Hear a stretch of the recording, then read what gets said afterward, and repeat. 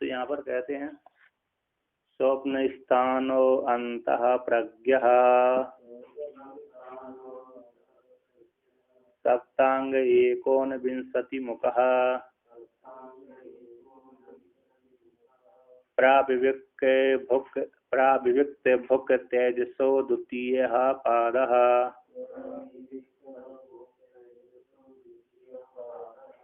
कहते हैं, है ना, दोबारा कहते हैं स्वप्न स्थानो अंत प्रज्ञः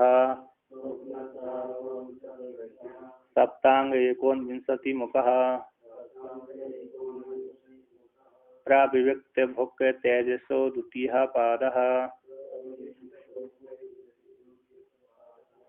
स्वप्न स्थानो अंत प्रज्ञा, स्वप्न स्थान है अस्य इसका स्वप्न स्थान अंत प्रज्ञा वाला, जागृत अवस्था भ्रष्ट प्रज्ञा वाला होता है, और स्वप्न स्थान अंत प्रज्ञा वाला होता है ना। इसमें भेद हो गया स्वप्न और जागृत में। ओम जागृत तो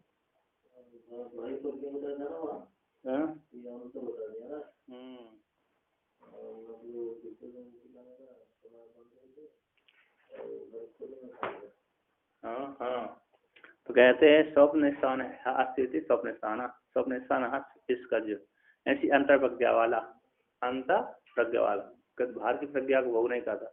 बाहर की प्रज्ञा को भोग करे तो फिर बाहर और भीतर में कोई विशेषता नहीं रहेगी। अंत प्रज्ञा वाला है, अंदर ही उसको यहाँ के संस्कार को जागृत संस्कार को लेके जाता है, किंतु वहां पर भी नए संस्कार बनते हैं।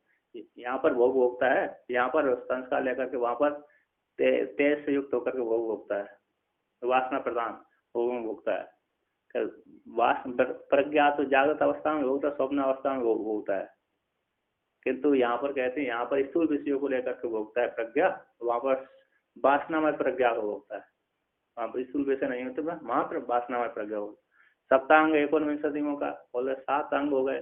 पहले के जो 7 अंग वर्णन किए थे, पहले कौन 7 अंग वर्णन किए थे, तो बोलते हैं तस्य भाई तस्य आत्मना वैश्वानरस्य मूर्धय सुतेजा, मूर्धय सुतेजा चक्षु विश्वरूप हो गया, प्राण वर्तमात्मा हो गया, संदेह बहुल हो गया, बस्ती रही हो गई, प्रदीपाद हो गए, और रावणीय मुख हो गए, अग्नि हो गए।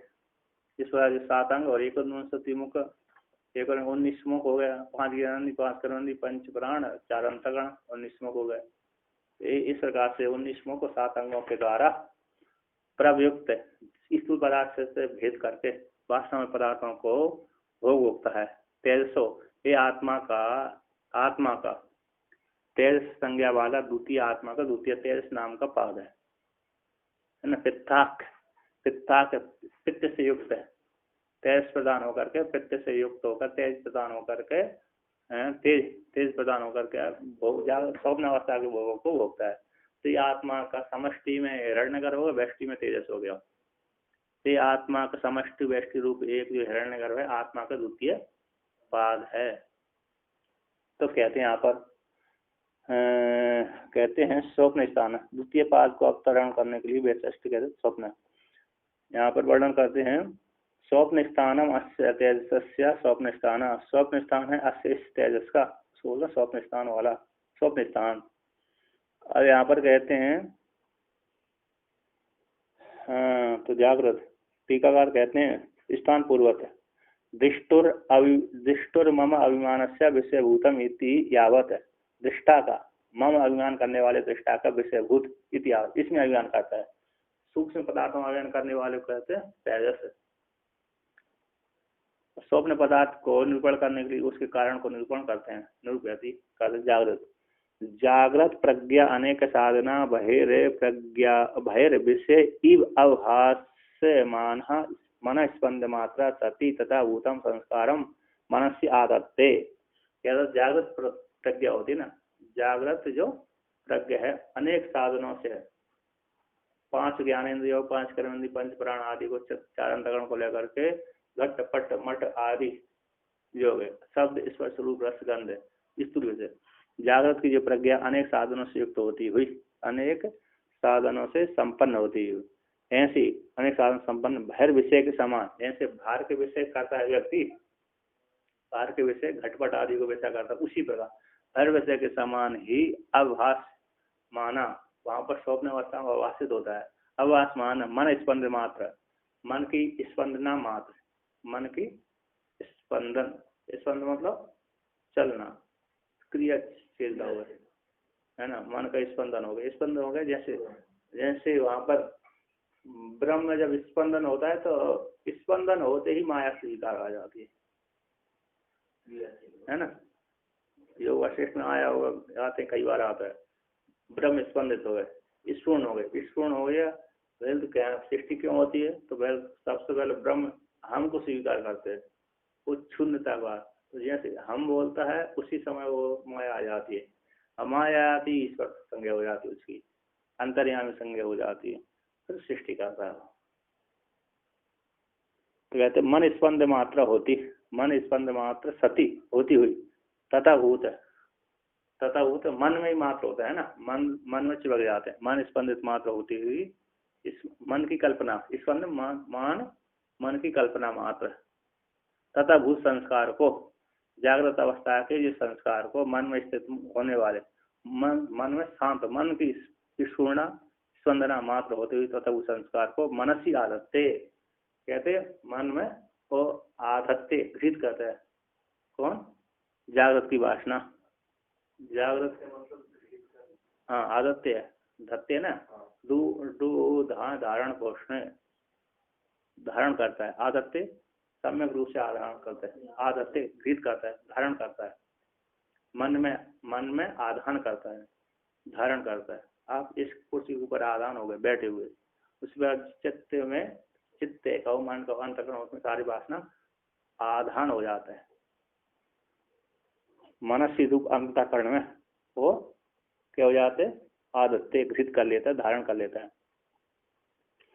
तो टीकाकार यहाँ पर कहते हैं, इसी की व्याख्यान करते हैं, अनेकानि विविधानि साधनानि करणानि यस्सा तथा इति यावत, अनेक अनेक यानी विभिन्न प्रकार के साधन यानी करणानि, यस जिसके हैं, जिस यस्य प्रज्ञा जिस प्रज्ञा के, स वह प्रज्ञा, सा यस्य जिस जागृत रूप प्रज्ञा के हैं, यस्य जिस प्रज्ञा के, स वह जागृत कहलाती, जागृत रूप प्रज्ञा साधन वाली जागृत अवस्था, जागृत अवस्था, यस्य अवस्था, यस्य शब्द से अवस्था जाएगी, कहते हैं अनेक प्रकार के विभिन्न प्रकार के साधन हैं, कारण हैं, यस्य जिस अवस्था के, जिस अवस्था, क्योंकि यश शब्द स्त्रीलिंगवाचक है, तो इसी यश शब्द स्त्रीलिंगवाचक, तो अवस्था शब्द का ही कर्ता बनता है, किसके होगा, अवस्था, अवस्था शब्द स्त्रीलिंग का वाचक, इसलिए यहाँ पर यश शब्द आया, नहीं तो अवस्था नहीं रहे तो जागृत बोल के मात्र तो पुल्लिंग नपुंसकलिंग आ जाता, यश आ जाता, यस्य जिस अवस्था का, जागृत अवस्था, सब है जागृत अवस्था, तथा इति यावत है, अनेक प्रकार की जैसी होती है।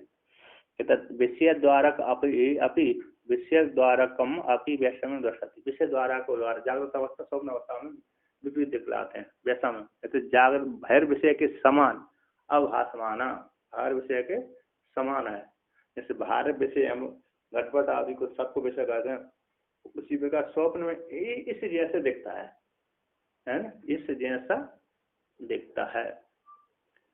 कहते भाष्य शब्दादि विषय अविद्या विवर्तत्वेन वस्तुतो अभावात् न तद विषयत्वं यथा उक्त प्रज्ञा वास्तव किंतु प्रातिकम इति अभिप्रेत्य उक्तम इति कहते भाई शब्दादि का, भाई शब्दादि रूप विषय का अविद्या का विवर्त होने से, अविद्या के विवर्त, अविद्या विवर्तन परिणाम, विवर्त का दिए परिणाम, अविद्या का परिणाम होने से, जितने घटपट आदि जो देख रहे हैं सारे अविद्या के परिणाम है, विवर्त है, अविद्या ही फैली हुई परिणाम है। ऐसे विवर्त उससे वस्तु तो जो भाई के शब्द आदि है ना, वो है ही नहीं है ना। बौद्ध कहते हैं स्वप्न के जो जैसे जागृत के पदार्थ कैसे हैं, है ही नहीं है, स्वप्न के पदार्थ जैसे ना होते हुए फिर भी दिखते हैं, उसी प्रकार भ्रांति से ये जागृत पदार्थ दिख रहे हैं, है ना, कारण से भिन्न कार्य नहीं रहता। कहते हैं तो वस्तुतः अभाव होने से पारमार्थ रूप से अभाव, विव्या रूप से सत्य है, विव्या जागृत अवस्था के विव्या रूप से सत्य, किंतु स्वप्न अवस्था के तो मात्र प्रतीति मात्र है, है ना, मात्र कैसे प्रतीति मात्र रहते हैं, प्रातिभाषिक रहते हैं, रज्जु के सर्प के समान। तो वस्तु तो पारमार्थिक विषय अभाव होने से न तद विषयक कहते न तद विषयत्वम कहते जागृत विषयत्वम, जागृत को विषय करने वाले यथोक्त जागृत को विषय करने वाली यथोक्त प्रज्ञा का भी प्रज्ञा का वास्तविक रूप से पारमार्थिक रूप से नहीं है। जागृत विषयत्व नहीं है, उसी प्रकार से जागृत जब विषय नहीं है तो उसकी यथोक्त प्रज्ञा का वास्तविक कैसे होगा। तद विषय जागृत को विषय करने वाला यथोक्त प्रज्ञा का वास्तविक रूप से न संभव, किंतु कैसे, किंतु प्रातिथिक मात्र है यदि अभिप्रेत स्वीकार करके ईव, वहां पर विषय बहिर ईव आया है, मूल में क्या है ईव आया, तो कहते हैं प्रातिथिक मात्र है। जैसे रस्सी में सर्प प्रतीति मात्र है, प्रतीति भवति प्रातिथिकम, है ना, प्रतीति भवति प्रातिथिकम। तो आया से प्रातिथिक प्रतीति मात्र से स्वीकार करके ईव ऐसा शब्द का प्रयोग, मानव ध्यान करता हुआ सा, मानव चेष्टा करता हुआ सा, जैसे स्वप्न के पदार्थ दिखते थे किंतु है नहीं, प्रतीति मात्र है, मनोमात्र की है, कल्पना मात्र है। कहते हैं उसी कहते हैं न च यथोक्त न च यथा उक्त प्रज्ञा प्रमाण सिद्धा तस्य अनवस्थानात्वात्, कहते यथोक्त जो प्रज्ञा है ना प्रमाण सिद्ध नहीं है, ईव है प्रतीति मात्र वाली जो प्रज्ञा है प्रमाण सिद्ध नहीं है, तो उससे प्रज्ञा का अवस्थान न होने से, है ना, अवस्थिति न होने, प्रतीति मात्र पदार्थ की जो प्रज्ञा होती है ना उसकी उस प्रज्ञा की कोई स्थिति नहीं है।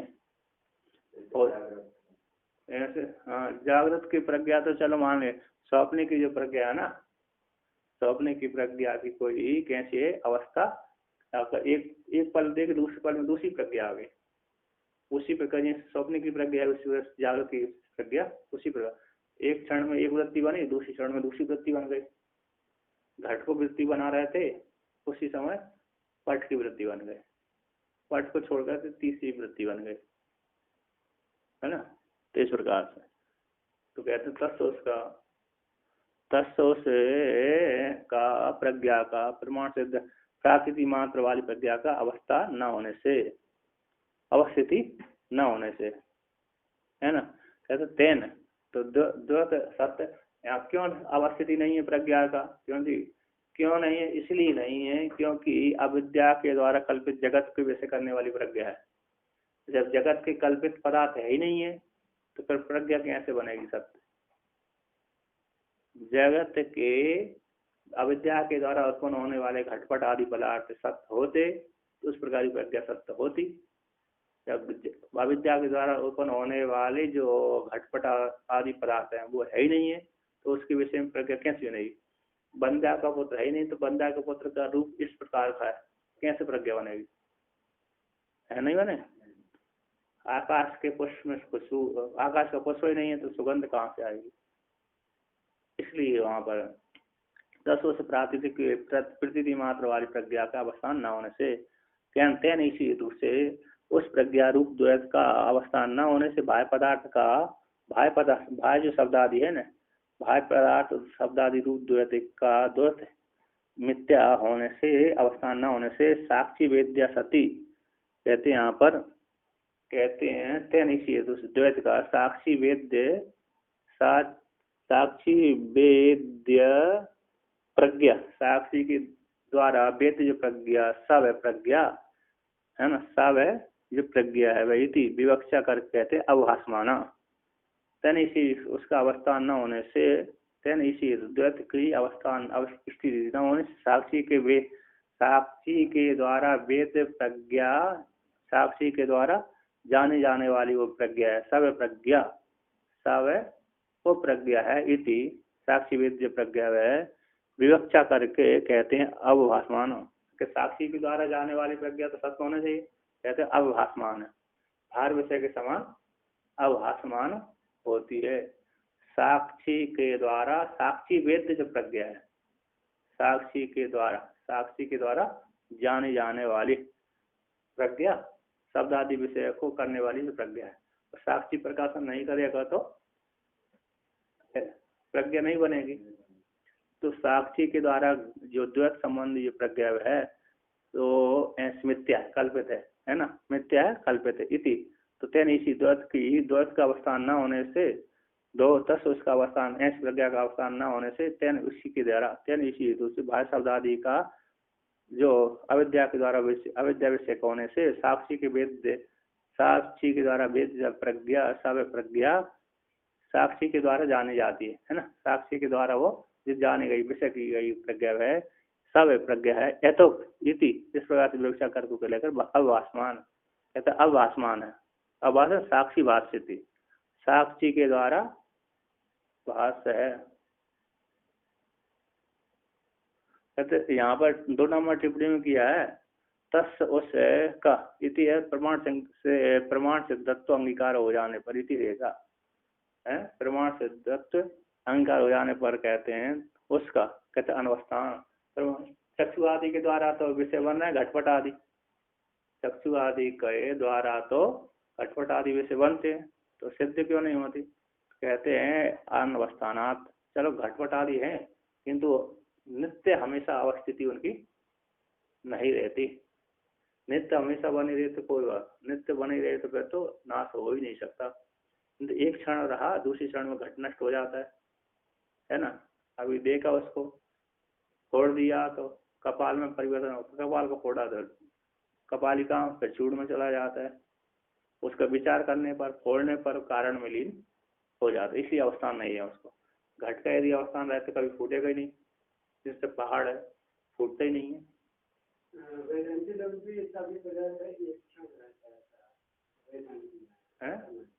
नहीं एक क्षण नहीं, वृत्ति है रहते हैं कोई दिखता है व्यवहार सत्य रहते हैं, व्यवहार से सत्य रहते हैं, पारमार्थ सत्य नहीं रहते। और आप जन्म से लेकर अभी तो वो देखते रहे पहाड़ पर वृत्ति है ना। हाँ जी वो नष्ट नहीं हो पहले नहीं आएगा तब तक आप देखते रहोगे इसको। अब पहाड़ है बड़े चलो पुस्तक तो नष्ट हो ही गए किंतु ये पहाड़ है सत्यों से है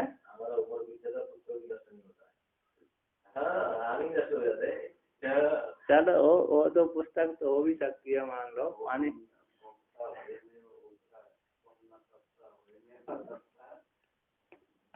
आसान जीर्ण भाई जीर्ण कालो ने आदि पहाड़ है ना बड़े बड़े ये तो सत्योग से चले आ रहे हैं तो मतलब व्यवहार रूप से सत्य है क्या नहीं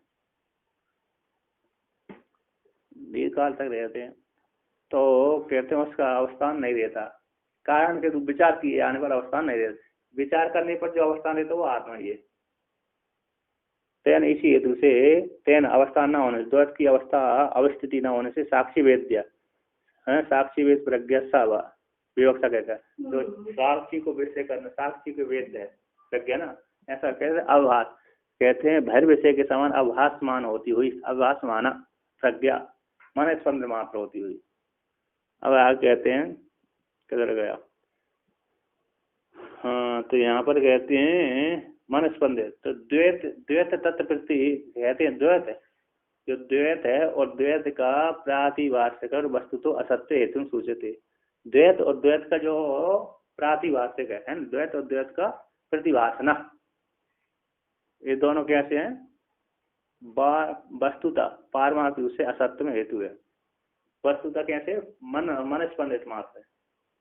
द्वैत और द्वैत का विषय करने वाले जो शब्द स्पर्श आदि रूप रसगंध आदि है विषय में है ना उनका भाषना है वो कैसे वस्तुता मिथ्या है असत्य में हेतु कहते हैं। पारमार्थ रूप से मत पारमार्थिक रूप से कैसे मिथ्या है, व्यवहारिक रूप से सत्य मान लीजिए।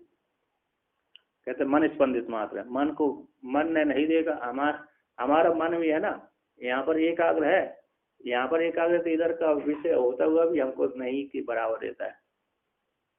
जिसमें व्यक्ति को जैसे जहाँ पर कथा सुनता है व्यक्ति तो कथा सुनते सुनते सुनते सुनते उसका मन इतना एकाग्र होकर के इतने मनोराज्य करके इधर चला जाता है कि कथा सुनता हुआ भी नहीं सुन पाता, कथा सुनता हुआ भी नहीं सुन पाता है ना।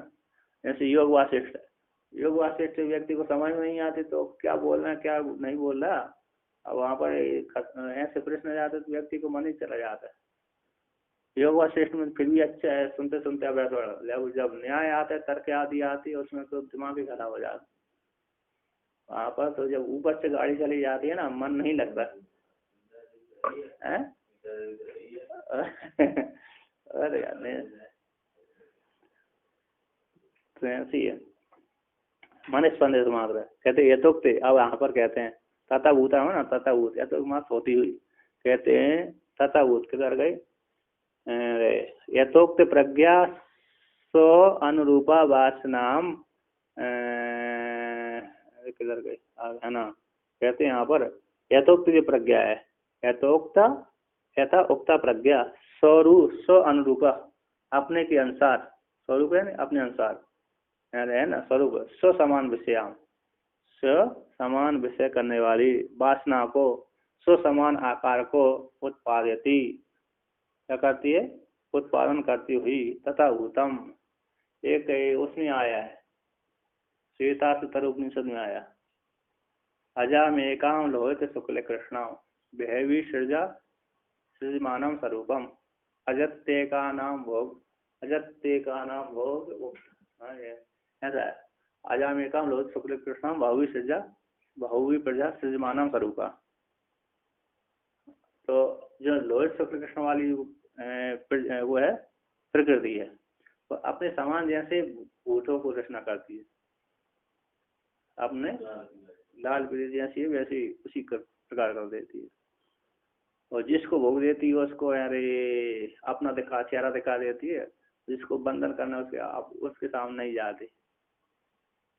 बोले जिसने जिस प्रकृति ने अपना चेहरा, पुरुष ने क्या वहां पर उदाहरण देते हैं ग्रंथकार, कहते हैं जिस पुरुष ने प्रकृति को देख लिया ना, कहते मैंने देख लिया इस प्रकृति को, फिर वो उसके सामने नहीं जाती वो प्रकृति, उसने देख ली थी प्रकृति, जानती इसने मेरे को देख लिया, अब क्या जाऊंगे। ऐसे कोई किसी लड़की किसी का विवाह हुआ तो पहले विवाह होता था तो लड़की जो ससुराल में जाते थे तो इतना बड़ा घूंघट डालती थी, तो उसको देखने के लिए बार बार लोग प्रयत्न करते थे कि इसका मुंह चेहरा देखे करते थे ना प्रयत्न। जब उसको देख लिया कह रहे कैसी है, तो दोबारा उसको देखने नहीं जाते हैं। अभी तो मेरे चेहरा ढकने की जरूरत ही नहीं है, तो एक बार देख लिया फिर दोबारा इतनी सुंदर है, गोरी है, काली है, पीली, कोई ध्यान नहीं देता। अब जब पहले की जो महिलाएं मुंह ढांकती थी तो अरे लंबा घूंघट थे, तो उसको विषय में आकांक्षा होती रहती, इसकी गोरा है, हाँ गोरी है क्या, काली है क्या, पीली है, कैसी है, उसको बार बार मुख देखने के लिए प्रयत्न करते थे हैं। और क्या, और थोड़ी वो तो है बिल्कुल नहीं। लड़का मात्र उसी दिन देखता था जब अरे उसके पास में आ जाती थी, इससे पहले लड़के को भी मालूम नहीं रहता था कि मेरी ऐसी पत्नी ऐसी है। सिर्फ माता माता पिता के भरोसे में ही होता था, संतुष्ट रहता था उसमें क्या। अभी थोड़ा लड़का देखने जाते हैं, नहीं अभी पूरा अभी भी नहीं है, ऐसा नहीं है। अभी मैं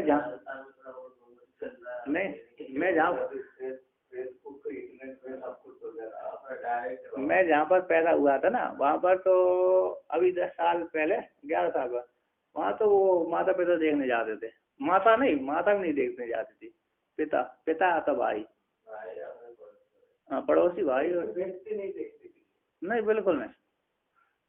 और मेरा बड़ा भाई जिसका विवाह हुआ था और देखने थोड़ी गया था कि मेरी पत्नी ऐसी है, कोई ना भैया से नहीं हो पसंद आते हैं और हाँ अभी भी है, नहीं अभी भी है, नहीं ऐसा नहीं, अभी भी है, अब बहुत कम है, लेकिन शहरों को छोड़ करके देहातों में अभी है। चलिए तो यहाँ पर कहते तथा भूतम, तो यहाँ पर कहते हैं समान स्वरूप है ना, समान आकार को उत्पादयति प्रकृति, सो समान आकार प्रज्ञा ना, प्रज्ञा अपने आकार को उत्पाद, जैसे शब्द के आकार को देख लिया उसने, प्रज्ञा रूप शब्द, जागृत की वासना रूप प्रज्ञा ना, तो जैसे घट का रूप देखा उसी प्रकार स्वप्न उसी आकार को क्या कर दिए दिखला देती है, रचना कर देती है। जागृत को घट हमने जिस प्रकार देखा उसी प्रकार की प्रज्ञा स्वप्न में दिखती है। तथा भूतम संस्कार को मन में आधार करती है, धत्ते धारण कर देती है, चिन्हित कर देती है। तो टीकाकार को ना कहते हैं जागृत तथा संस्कृत ना तथा भूतम कहते तन मनस का कहाँ आ गया, तथा संस्कृतम तथा तन मन, तो कहते हैं तद वह मन है ना, तत् मना तद वह मन के तथा संस्कृतम चित्रित ई पटो भाई साधन अनपेक्ष अविद्या काम कर विहिर प्रियमाणम जागृत बद अभाषते। जो मन में आधान कर देती है कौन, संस्कार हो जाते हैं, सारे संस्कार मन में रुक जाते हैं, धारण कर लिए मन में आधान हो जाता है। तद वह मन उसी प्रकार के संस्कार से संस्कृत होकर के चित्रित पट के समान, ऐसे हमने पट में क्या कर दिया, स्याही से पोत दिया, तो पट जैसा जैसा चित्र के उसी प्रकार का दिखने लगता है।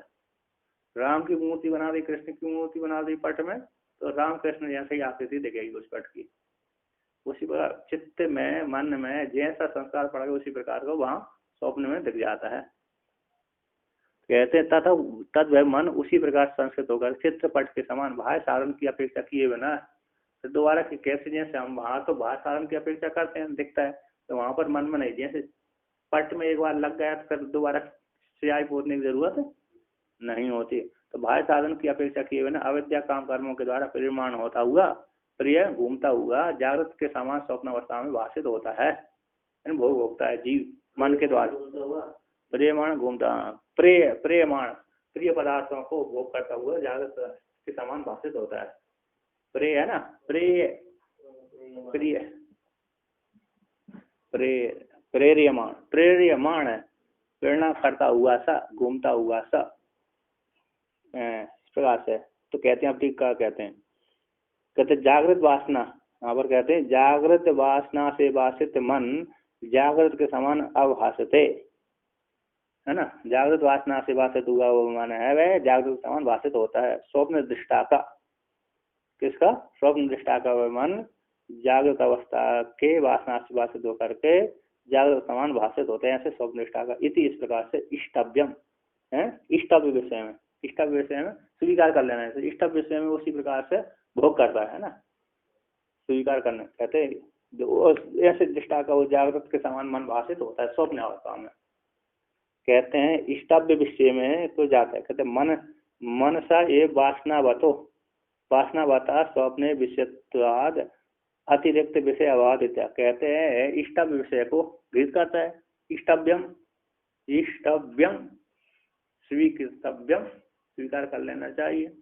अथवा अरे इष्ट तो जो ये प्राप्त करने के योग्य वस्तु है उसको प्राप्त करता रहता है ना, उसको प्राप्त स्वप्न में भोग लेता है, उसी प्रकार इष्टव्य वस्तु के विषय कहते मनसा ये वासनावतो, वासना वाले मन का, वासना वाले जो मन है ऐसे मन का जिस किसकी वासना बन गई, कहते जो इष्ट वस्तु हमारी प्रिय वस्तु है ना, प्रिय वस्तु की वासना बन जाती है, प्रिय की बन जाती है, कभी कभी खराब की वस्तु बन जाती है, दोनों पर वासना तो जैसी है वैसी बन जाती है।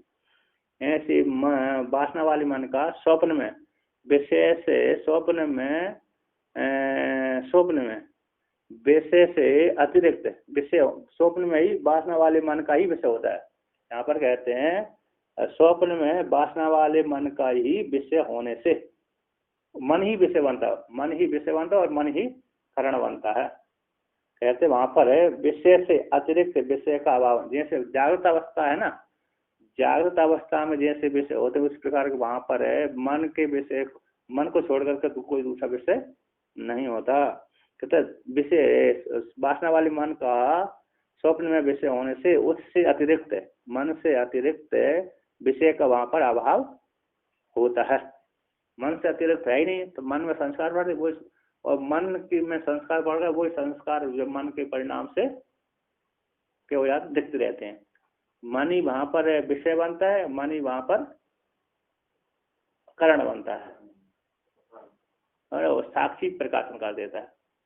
कहते नहीं मन ही देख लेता होगा कि ऐसी मन प्रकाशन कर देता, नहीं ऐसी बात नहीं, जड़ मन प्रकाशन नहीं करेगा। जड़ मन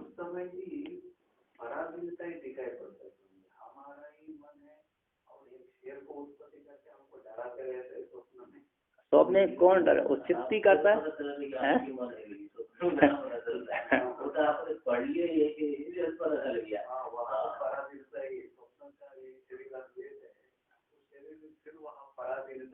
जैसे जैसे जैसे जैसे शरीर संस्कार हो उसी प्रकार से बंद रहे हैं। हाँ आ जाता है, आ जाता है। जागृत अवस्था में बहुत ज्यादा चिंतन ना करने पर भी कभी कभी आ जाता है, संस्कार आ जाना। हाँ और अच्छा क्यों नहीं, संस्कार होते हैं, लोग होते व्यक्ति चित्त। एक महात्मा को है ना, कभी हारा नहीं था, किसी से नहीं हारा होगा, वो स्वप्न में गया और अब हार गया स्वप्न में किसी दूसरे से, तो हार गया तो बड़ा उसको खराब लगा। जागृत अवस्था में आया, जागृत अवस्था में आकर बहुत चिंतन करने लगा। उसने सारे महात्माओं से कहा मैं आज उससे हार गया। साथ में नहीं हारा होगा किसी से जागृत अवस्था में, तो स्वप्न में जाकर के जैसे जागृत अवस्था में साथ करता था, स्वप्न में जाकर साथ करने लगा। साथ करने लगा तो स्वप्न में वो हार गया दूसरे व्यक्ति से, महात्मा से, तो किसी से अपने विरोधी पार्टी से। तो विरोधी पार्टी से जब हार गया तो स्वप्न में हार गया, दुखी हो गया। दुखी होने के बाद नींद खुल गई उसकी। इसके पश्चात वो जागृत अवस्था में क्या, अरे उसने मेरे को हरा दिया। हरा दिया? कौन, कहाँ हरा दिया? क्या स्वप्न में ऐसा देखा था तो उसने मेरे को हरा दिया, मुझे बहुत दुख लग रहा। तो दूसरे महात्मा ने कहा अरे हराया किसने, पहले तो देखो उसने हराया। अरे बने कौन थे? कि आप ही की बुद्धि थी, एक तरफ की आपकी बुद्धि थी, एक तरफ उसकी, वो मन ही तो बना था। आपने आप ही को हराया, तो फिर को दूसरे ने कैसे आपको हराया? आपने अपने को हराया, इस बुद्धि ने उस बुद्धि को हराया, उस बुद्धि ने इस बुद्धि को हराया। वहां तो दूसरा आपको विरोधी पार्टी था ही नहीं, तो चिंता काय कर रहा है? और क्या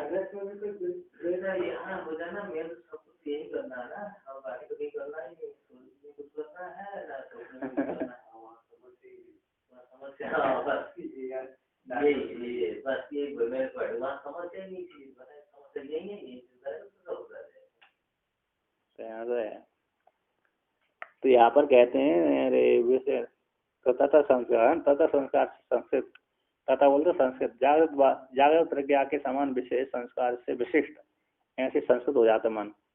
कहते हैं आगे, कहते हैं जागृत वासना से वासित मन, जागृत वासना से वासित जो मन है जागृत संस्कृत और जागृत संस्कृत कहलाता है। तद्वत उसी के समान भवती भांति, जैसे जागृत वासना से वासित मन जिस प्रकार से जागृत में भासता है, उसी वासना से वासित होकर के समान ही स्वप्न में भाषित होता है। जैसे यहाँ पर खाता पीता देखता रहता है व्यक्ति, उसी प्रकार वहां भी खाता पीता देखता हुआ सा दिखता है। इति दृष्टांत का चित्रति पटो, चित्रित पट है, जैसे उसमें संस्कार डाल दी उसी प्रकार पर्दा दिखने लगता है, पट दिखने लगता है। तो कहते हैं यतः पट से चित्रित से चित्रवत भाति, जैसे पट है, चित्रित पट है, चित्र के समान भाषित होता है। काला पीला रंग आदि देवदत्त आदि के फोटो जैसा देखता है।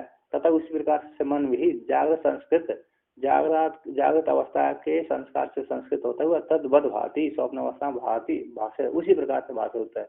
उत्तम इति, उत्तम अर्थ है ना। ऐसे जागृत में जैसे संस्कार पड़े चित्त में, उसी प्रकार स्वप्न अवस्था में दिखने लगता है। स्वप्न से जागृतता वैधर्म कहते हैं। स्वप्न अवस्था का जागृत अवस्था से वैधर्म को दिखलाते सूचित भाई कहते, जैसे यहाँ पर जागृत अवस्था में बाह्य पदार्थों की अपेक्षा, बाह्य साधनों की अपेक्षा होती है, किंतु वहाँ पर स्वप्न अवस्था में बाह्य पदार्थों बाह्य साधनों की अपेक्षा नहीं रहती। बाह्य के अनपेक्षे अविद्या काम कर्म द्वारा घूमता हुआ और जागृत समान भाषित होता है मन।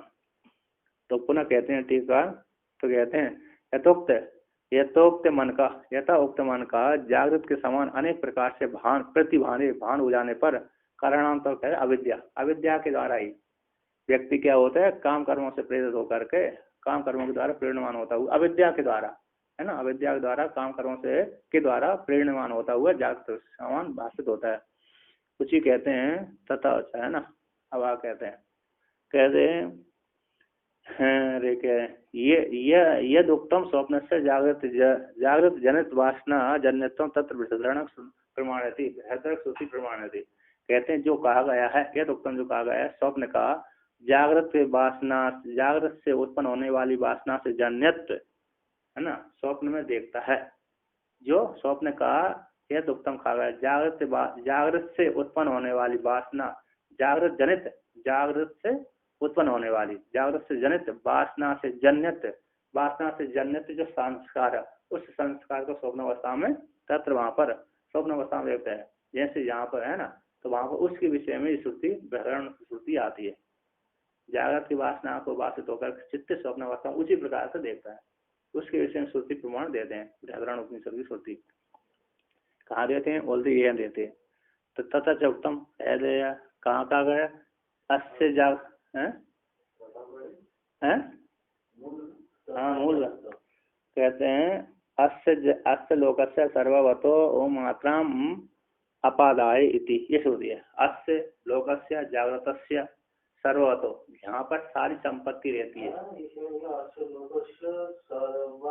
वतो सर्ववतो मात्राम अपादाय, मात्राम अपादाय, उपादाय होना चाहिए कि अपादाय है, उपादाय लेने अपादाय हटा करके, अपादाय तो हटा कर तो होता है, उपादाय लेकर के होता है।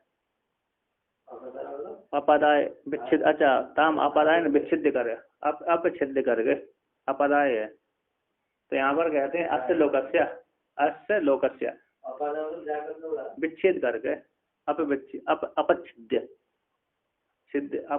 छिद्य न कर, यहाँ पर वासना यहाँ पर उन संस्कारों से युक्त हुआ मन से दृढ़ कहाँ है, जैसे सर साधन युक्त लौकिक वासना को लेकर लौकिक वासना को लेकर कई कहते अस्य लोकस्य जागृत अवस्था के लोग सर्ववतो, सारी साधनों की संपत्ति इसमें जुड़ी हुई है। सारे साधन, 5 ज्ञान 5 कर्मेंद्रिय आदि सारी साधन और विषय आदि उनके विषय हैं। ऐसे सर्ववती लोक की प्रत्यक्ष जागृत अवस्था की मात्रा में वासना को अपादाय लेकर के, अपछेद न करके, अब है ना, आदाय लेकर के है ना, मात्रा को हटा करके, मात्रा को वासना को न हटा करके, यानी हटा करके होता है, अपनिषेध अर्थ में आता है ना। निषेध कहते हैं आदाय मात्रा को न हटाकर, वासना को हटाकर नहीं, इनको तो हटा करके, किनको स्थूल भोग पदार्थों को हटा करके, किंतु वासना को लेकर के, है ना, जो सारी संपत्तियों अस्य इस लोक के जागृत अवस्था के मात्रा को यानी वासना को लेकर के और जागृत अवस्था के जो स्थूल आदि पदार्थ को छोड़ करके, हटाकर, विच्छेद करके, इस प्रकार से वहां पर स्वप्न अवस्था में भोगों को भोगता है। स्वप्न अवस्था में क्या करता है, उस प्रकार संस्कारों को भोगता है। तो टीकाकार कहते हैं, तो कहते हैं अस्य लोकस्य, इस लोकस्य, इस इति जागृत उक्ति, जागृत अस्य लोकस्य शब्द का अर्थ है जागृत उक्ति, तस्य उस लोक का, तस्य उसका विशेषण है सर्ववते, उसी का विशेषण है सर्ववतो। इसके अस्य लोकस्य का विशेषण है सर्ववतो, सर्ववत है ना, जागृत का ही विशेषण है सर्व वाले। सर्ववते सर्व साधन संपत्ति अस्मिति सर्ववान अथवा सर्व है ना, सर्व साधन की संपत्ति इसमें है, अस्मिन इसमें है, उसको बोलते सर्ववान अथवा सर्ववान ही सर्ववान, है ना, ऐसा सर्ववान तस्य उसका, सर्ववान वाले का, सर्ववान वाली जागृत अवस्था का मात्रा यानी लेस यानी वासना, उस वासना को अपादाय लेकर के, है ना, छिद्य करके, न छिद्यति अपछिद्य, हाँ द्युतिकरण, छिद्य यानी छिदी दोरीकरण, न छिदी अछोदीकरण, अपछिद्य अपच्छिद्य है, हो गया ना। यानी उसका अर्थ कर दिया घृत लेकर के, वासना को लेकर के, ताम उस बात उसको लेकर के, नहीं अपादा यानी हटा करके होता है, अपादान यानी हटाना, अपादान है ना, आदान घृत करना, नादान यदि अपादान हटाकर, अपछिद्य यानी अपछिद्य सीधी हो गई, सीधी कर दें तो अन्ना सीधी थी, अपसिद्धि सीधन न कर, यानी घृत कर, वासना को लेकर के, वासना को लेकर जगत को जिस पदार्थों को छोड़ करके, सोपीति, सोपीति यानी वासना प्रधान, स्वप्ति का अर्थ यहाँ पर सुश्रुति नहीं है, स्वप्ति वासना प्रधान स्वप्न का अनुभव करता है कौन, जीव, इस मात्रा को लेकर के कहते हैं। तथा तथा तथा कहते हैं, तथा उसी को कहते हैं, क्या कहते हैं, यत्तु यत्तु कहाँ गए, यहाँ कहते यत्तु स्वप्न रूपेण परिणतम मनः साक्षिणो विषयो भवति इति तत्र श्रुतियांतर दर्शयते। कहते यत्तु जो जो है, अरे इमम अर्थ के अभिप्राय स्वीकार कर श्रुतियांतर को दिखलाते हैं, इसी अर्थ को, इसी अर्थ के विषय में दूसरी श्रुति को भी कहते हैं। कहते यत्तु जो स्वप्न रूप से परिणत मन, स्वप्न के आकार स्वप्न रूप से परिणत जो मन है, साक्षी का विषय होता है, किसका विषय होता है, साक्षी, यहाँ भी साक्षी का विषय कर रहा है, साक्षी विषय कर, वहां स्वप्न में भी साक्षी का विषय, साक्षी ना हो, चेतन परमात्मा ना हो तो ये मन भोग रहा है कि नहीं भोग रहा, किसको मालूम है? तो साक्षी नहीं है तो चित्त भी वहां पर नहीं रहता। कहते हैं तो स्वप्न के रूप से परिणत मन है साक्षी का विषय होता है, तब ज्ञान को दिखलाते हैं। तो कहते हैं कथा परे देवे मनसी एकी भवति इति प्रस्तुते अत्रेषा देव स्वप्ने महिमानम अनुभवति इति अथर्वणे, अथर्वेद में यानी प्रश्नोपनिषद में कहते यहाँ पर परे देवे, जो परे देव है, ऐसे परदेव रूप मन में एक ही भवति, परदेव यहाँ पर कौन है, मन है, सबसे श्रेष्ठ जो मन है, ऐसे मन में एक ही होती, सारे संस्कार जागृत की वृत्तियां सारे मन में एकीभूत हो जाती हैं, जागृत के सारे जितने भी संस्कार थे मन में एकीभूत हो जाते हैं। कहते हैं टीकाकार कहते हैं यहाँ पर परत्वम एंड मनसा, मन का परत्वम है, तद उपाधि उपाधि से अथवा असाधारण करण वाला होने से, है ना, यहाँ पर कहते हैं उपाधि होने से, कहते हैं परत्वम एंड मन का परत्वम, उपाधित्वात् उपाधि से अथवा असाधारण करणत्वात् अथवा असाधारण करण वाला होने से, देवत्वम एंड द्योतनात्मकत्वात् देवक द्योतन स्वरूपात्मक होने से, मनो तन मनो है उत्तर में मन ज्योति, मन ज्योति वाला, स्वप्न में मन ज्योति वाला होता है, सारी ज्योति है ना, वहां पर स्वप्न किम ज्योतिष भानुमान आने में रात्र प्रदीपादिका स्याद एवं रविदीप दर्शन मतलब किम ज्योति राख्याय में चक्षु तस्य निमीलनादि समय किम धीर दियो दर्शन है किम तत्र मत भगवान परमकम ज्योतिष तदस्मि, वो है ना। तो यहाँ पर स्वप्न अवस्था में आत्म ज्योति से प्रकाशन करता है, मन रूप आत्म ज्योति। यहाँ पर चंद्रमा ने जागृत अवस्था में तो सूर्य है, रात्रि में चंद्रमा है, इसके बाद रात्रि अमावस्या में तो चंद्रमा चला गोल हो जाता है, कहते अग्नि से काम हो जाता है ना, गहरी जब रात्रि का समय और बरसात जोर से आ गई तो चंद्रमा भी गोल हो जाता है, क्या हो जाता है, अग्नि भी बुझ जाती है, तो तब वाणी रूप ज्योति से काम करता है बाक। तो जब बाक रूप ज्योति भी दूसरा व्यक्ति बोलने वाले नहीं है तो ज्योति कहाँ, गहरी गुफा में कोई दूसरा रहते नहीं, अकेला बाबा जंगल में रहता है, कुटिया बना कर रहता था, और भयंकर बारिश हो गई, रात काली अंधेरी रात हो गए तो दूसरा है नहीं तो फिर भी खाएगा पीगा सरी, है ना, तो कहाँ से तब वो इशारे के वो उससे जाता है वो कि यहाँ पर उसको ध्यान देता है, मेरी यहाँ पर ये रखा था, यहाँ पर ये रखा था, पकड़ टटोलते चला जाता है, तो आत्म ज्योति क्रिया करता है। मन रूप ज्योति मन है ना, मन ना होते फिर तो समाज लगा बैठ जाए, मन है वहाँ पर। स्वप्न में मन के साथ युक्त होकर के आत्म ज्योति से विचार करता है। मन नहीं होगा तो विचार क्या करोगे? आपके पास मन ना हो तो मन नहीं तो विचार भी नहीं है आपको, ना तो सुख है ना दुख है। हाँ, मन को अमन कर दिया। अमनस काम तदायाति राय ग्राह तदग्रम, वहाँ पर मांडुकार का वर्णन किया। अमनस काम तदायाति, मन को क्या कर दो, अमनस काम प्राप्त कर लो। जब ग्राह्य ग्रहण है तदग्रम, मन जब मन को अमन कर दे, हाँ बंद भी वो ही है। तो यहाँ पर कहते हैं तो ज्योति शब्द से, ज्योति शब्द मन का है ना, मन तद मन ज्योति वाला, मन ज्योति वाला है। ज्योति शब्द से, ज्योति शब्द वाला होने से तन तन तस्मिन एक ही भवती, ऐसे ज्योति रूप मन में एक ही भूत हो जाते हैं। जाकर सारी वासनाएं मन में एक ही, मन रूप ज्योति में एक ही हो जाती हैं।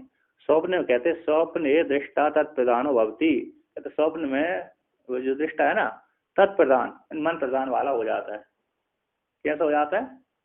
तत्प्रधान है मन प्रधान वाला हो जाते हैं। स्वप्नम ऐसे स्वप्न का प्रकरण करके अत्र यहाँ पर, अत्र कहते अत्र इस प्रकरण में, अत्र यहाँ पर अत्र ऐसा देवा, अत्र ऐसा देव श्रुति वाक्य है स्वप्ने महिमाना अनुभवती। तो अत्र स्वप्न अवस्था में, अत्र काट किया यहाँ पर स्वप्ने, स्वप्न अवस्था में स्व प्रकार जो दृष्टा है, सो ऐसा देवा, ऐसा जो देव है स्वप्न अवस्था में स्व प्रकार दृष्टा है। ऐसे स्व प्रकार को साक्षी दृष्टा, महिमानम ऐसे महिमा को, मन की महिमा को, ऐसी मन की महिमा का, मन का प्रकाशक जो, मन का प्रकाशक जो दृष्टा है, ऐसा ऐसा जो देव है ना, ऐसा देव स्वप्न अवस्था में महिमा को, अपनी महिमा को, मन की महिमा को, मन की विभूति को, मन की ऐश्वर्य को, ज्ञान गेह परिणाम, ज्ञान गेह परिणाम लक्षणा ऐश्वर्य विभूति को साक्षात करोती, साक्षात वहां पर करता है। अथवा मन अपनी विभूति को देखता है। मन क्या देखेगा? मन तो जड़ है, मन के माध्यम से करता ही देखता है ना। मन तो नहीं देख सकता, देखेगा मन? मन तो जड़ है, वृत्ति जड़ है। ऐसे वृत्ति में आरूढ़ चेतन ही देखता है। किसके लिए भोग है? चेतन तो भोगता नहीं, पर किसके लिए भोग है? बुद्धि के लिए होगा।